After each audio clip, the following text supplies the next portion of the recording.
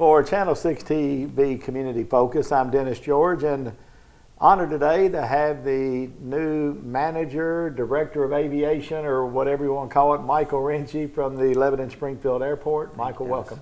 Thank you. You're saying you're not just the manager and day-to-day stuff. You have other responsibilities here at the airport over and beyond all that. Do you want to talk about that a little bit? Certainly. Part, Gary, of what my responsibilities are to help our local area in growth with aviation in general. So whether that's from the businesses that are a part of this, campus here, utilizing the assets we have, or just even our Washington County high school students who are exploring aviation. We have a bunch of freshmen and a few sophomores that are just beginning this program there. So my responsibilities go beyond just the day-to-day operations, really, into trying to help the community grow aviation in general. So. All right, introduce yourself to the community, who you are, where you're from, and some of your background. Sure. My name is Michael Renchie. I live in Frankfort and have been a part of the aviation community for over 20 years. My first time I ever went flying was with my father-in-law, and just got hooked on flying. And came back home and joined a college there in Tampa and learned how to fly through that program. So been involved with the aviation community for a lot of years, working on just different aspects of growth in my career, from learning how to sell airplanes to learning about avionics for aircraft, but been involved with aviation for a lot of years. How do you end up, especially with the weather we've had the last week or so, from Florida coming to Kentucky? Yeah, that's a great question. Yeah. I was a sales rep for a company in Tampa that needed me in this area, so that's what brought me to Kentucky. So it was 13 years ago now. Okay, but you said you've done work in aviation, but you also do some ministerial work as well? Yeah, I do. I've been on staff at a church that was in Lexington and then also in Frankfort for about 10 years. I was on staff with them, so been involved with their ministries for about 13 years. Okay, let's talk about the Lebanon-Springfield Airport. Yeah. I mean, years ago, when we would think about airport and Lebanon, airport and Springfield, you thought, well, there's some rich people who want to have a toy. But as I worked with J.T. Whitlock over the years, and he put a lot of time and effort to it, the airport means a lot to the community other than some people having a place to store their planes. That's really true. Talk about some of that. Yeah, one of the things that I love being involved with the aviation community is some of the community that goes around people in general. So one of the things I've watched in communities around me is the way airports and people kind of can flock together. So whether that's businesses who can utilize the assets of aviation community, whether it's just flying in, that it's more convenient for them to get locally, like you were talking about a little bit earlier, Dennis, so that you could fly into the local airport and not have to go all the way to Lexington or Louisville. But also just for the ways in which it enriches the community around people. So, all right, you were talking about, and I understand, some, especially as the world is flat, I guess they say now, and some of these plants have places in different states. It's easier for some of the people up the food chain with this industry, if they want to go visit a plant, it's a lot easier for them to take the company plane here, visit, go to another facility. Do you expect, you've only been here for a few weeks, do you expect to see a lot of that as well? Yeah, I know we have a few of our customers already that currently use the Lebanon-Springfield Airport in that way. And I believe that'll continue to be true, that as businesses continue to reinvent themselves, they do have to think of how to be more strategic in their time. And when some of their business leaders are away, that's an asset for their business that's not at home. So they do try to, kind of hopscotch and get people quickly back home. And so that's one of the ways in which Lebanon-Springfield has a great advantage, that we really can provide a place for many of our corporate customers in the area care. And as you look at it and the communities embrace it, and it's part of the selling point when industry comes, that you have an airport that they can use for their people. That has to be an industrial sales point, I guess, Absolutely. for guys like Tom Lund. That's absolutely if you want to, have you seen that in some other areas as well? Yeah, and I think one of the ways in which I really believe we'll see this even more so is with kind of these high school programs that are beginning all across the country, but even specifically in our community right here, that are latching on to the aviation community and really giving their students skills that even out of high school, these students have the opportunity to graduate high school with a private pilot license and then move on to another 4-year university and begin to explore other things in aviation. And so there's great opportunity for growth in general for businesses across the board, not just within aviation, but like you're speaking also for local businesses and manufacturing companies that need to be able to have places to come and get quickly in and out. And well, probably about 15 years ago, my son had a football game in Louisville, and it was at Shawnee or Central, and they had an aviation course that they were teaching. Right. You're thinking Louisville, and it takes, I guess it took 15 years or thereabouts, but talk about the program at Washington County, because I'm sure a lot of people, some in Springfield, many in Lebanon, don't understand what they're offering over there as far as aviation. It's a great opportunity. I've actually been able to get to talk to Dr. Tim Smith, who's leading the organization as a whole there in Louisville through the Institute. But our school right here in Washington County, like you were mentioning, is a part of this organization as a whole. Right now, mostly we have a bunch of freshmen that are coming into the program, getting very excited and learning broad spectrums of aviation, learning a little bit of everything right now. And as they go through their program over the next 4 years, they will become more and more specialized in the area that they're interested in. Some of these students will, like I said before, graduate with a private pilot license. Some of them already know now that they're more interested in some of the mechanical elements of aviation, and we'll begin to explore that more as they progress through the program. So these students can graduate high school and have a built-in career right out of high school that they can continue on, get further education, and move right into the next for their lives. Now, is this something that's going on in the Washington County school system, or do they come here to the airport? A little bit of both. Mostly they're doing that right during their classroom instruction time. But we are at the airport trying to figure out how more and more each day we can partner with Washington County High School and those teachers that are teaching this program to allow the students to have opportunities to come out to the airport, be involved here, learn things here. And part of the program is even that they can do job shares their senior year. And as those students progress, there may be opportunities for a few of those students to actually be able to work here at the airport and get some day-to-day operations opportunity experience. Well, when you look at some of the jobs out there, and people are always going to fly, they always will drive, but they'll always fly.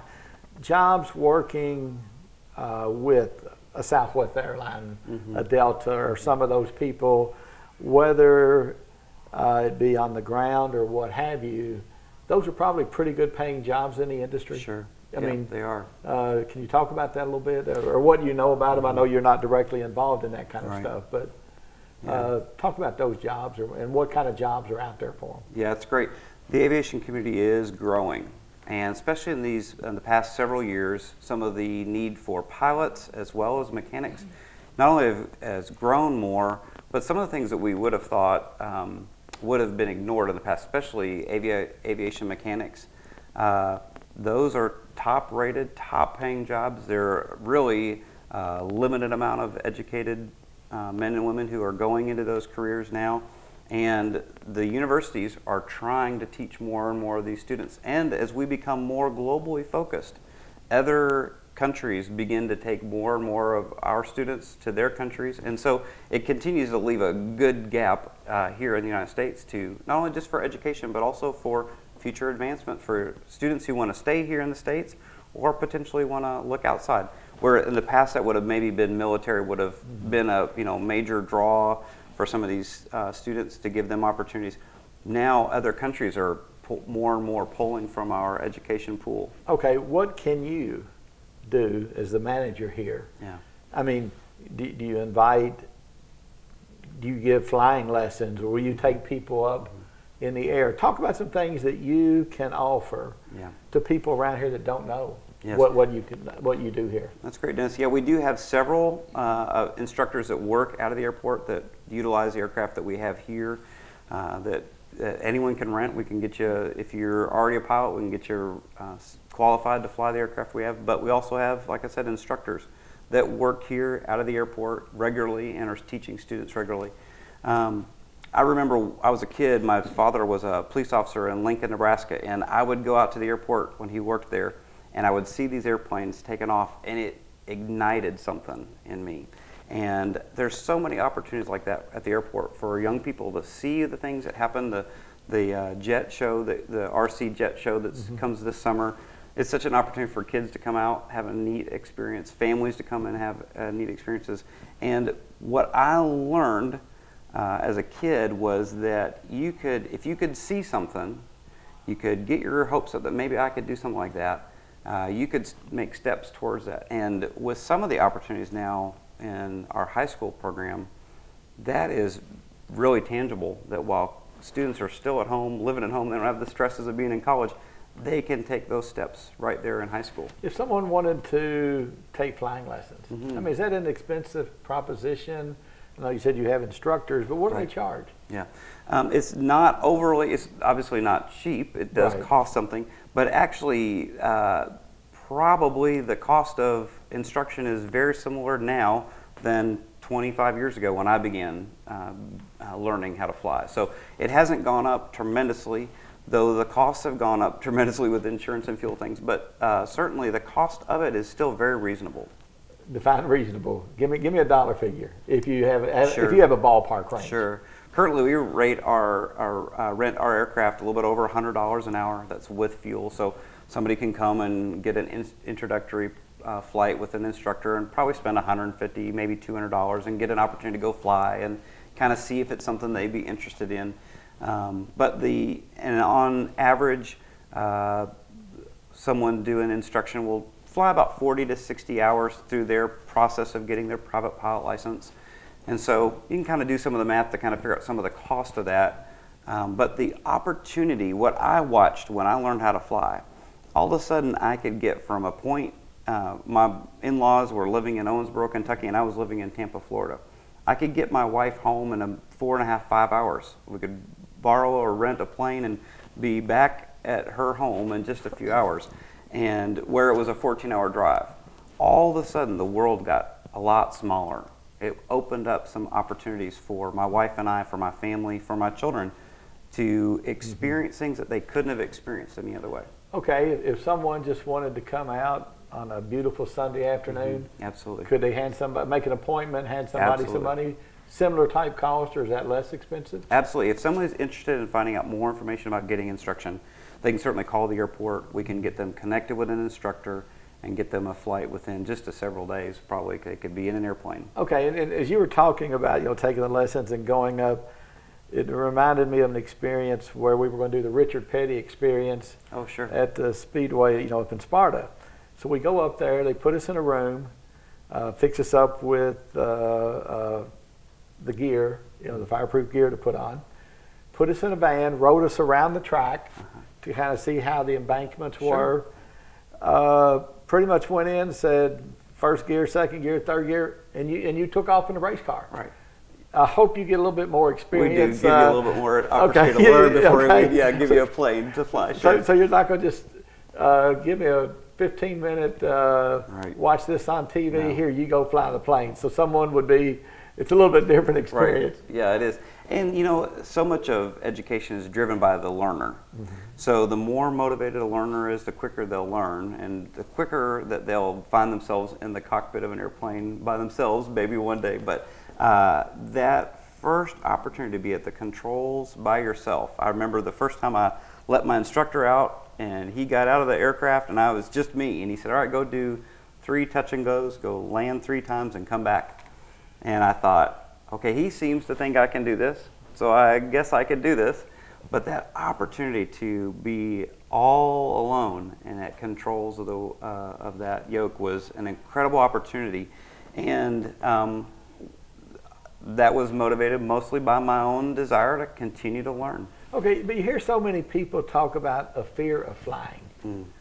And we understand that it's probably more dangerous to drive on the road. Sure. But when you get, I guess the thought process almost would be, though, if I'm the one flying the plane, the chance of me surviving if I didn't land properly would be less than if I just had an accident.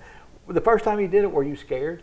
I mean, I know you'd practiced, sure. you'd had someone there with you, But the first time you're there on your own and you're starting to come down, is there a fear there?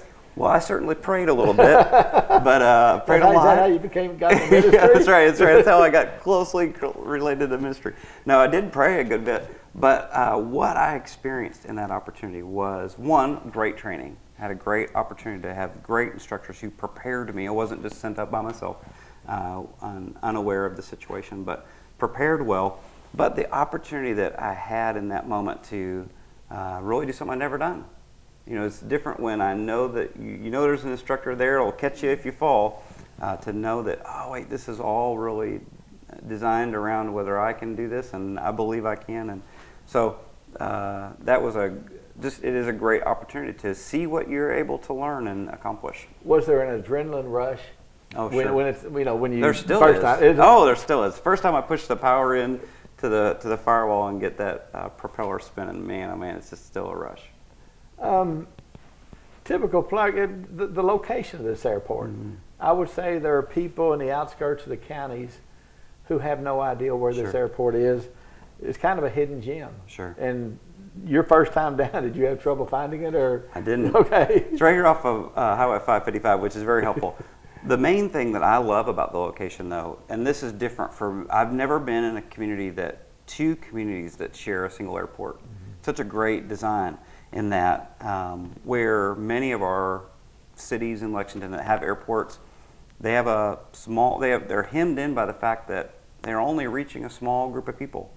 But where we have the opportunity to touch so many people in these two communities, I think it's a great opportunity. And the airport's right almost smack dab in between the two of them. So can't get much closer than the county line than where you are out here. What drew you to the job? I mean, it's a drive. Right, it is. What drew you to this? Yeah, the opportunity, really, what I look at when I see Lebanon and I see Springfield, I see what we're doing here at Washington County High School, what other high schools in the area are doing and potentially doing, as well as just what some of our major manufacturers and organizations, some of the things that we do in Kentucky that are unique to us, like these Bourbon Trail tours and things.